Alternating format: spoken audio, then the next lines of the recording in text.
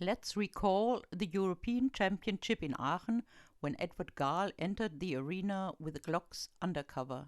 Dismay among the spectators and probably even the rider had a flush of horror when he could not stop the gelding to greet the judges.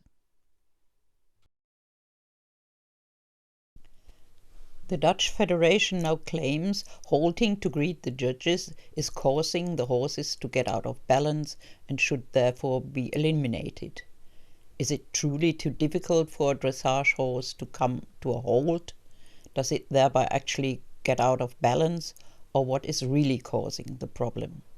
To halt and greet the judges at the beginning and the end of a dressage competition is not a mere gesture of courtesy. It's also a test how far the horse can stand firmly and well balanced on its four legs. To be able to do so, it must be both physically and mentally in balance.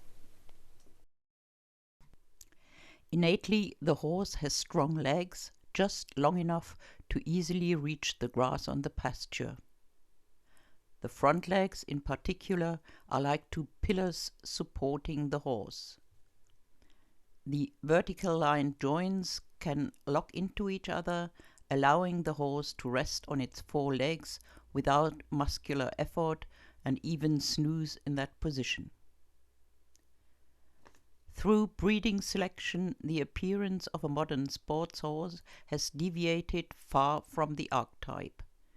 As we have already explained in previous videos, the thrust of the hindquarters is constantly being increased, muscles and joints become more flexible, and the skeleton is changed too. All this is not without consequences. The increased thrust pushes the horse more and more onto its forehand. The muscles and joints are becoming unstable and give way. Through the elongated forelegs, the biodynamic processes are being changed, disturbed, and partially blocked. The consequences of this continual breeding for ever increasing spectacular movements are obviously unstable horses with problems controlling their own bodies. Some of them cannot even stand with their legs placed side by side. If we take a closer look at this exercise of standing still and how it was performed by the top horses during the European Championship, we will see that indeed horses have problems executing this seemingly simple task. Here is one of the few horses that is still capable of standing with both front and hind legs next to each other. Almost all of the other horses have problems doing so. In most cases, a hind leg is placed behind the vertical.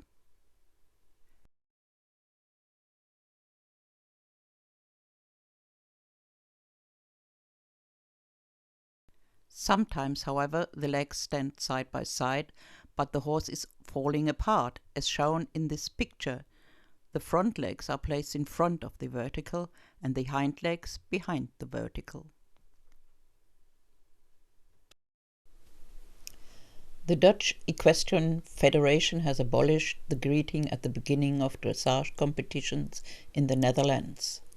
This applies to events up to medium level. They have requested the International Equestrian Federation should follow their example.